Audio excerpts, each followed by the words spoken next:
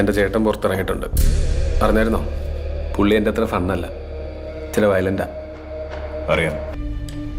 എന്തെങ്കിലും സഹായം ആവശ്യം വന്നാൽ വിളിക്കും. വരുമോ? ഇയാളിതൊരു കൂട്ടം ജാടയാണ്. വരാന്ന് പറയടോ. അവനൊരു ഭ്രാന്തനാണ്.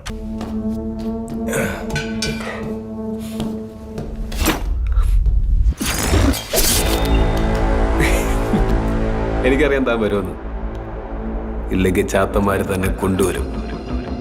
നീ വിളിക്ക്, നമുക്ക് നോക്കാം.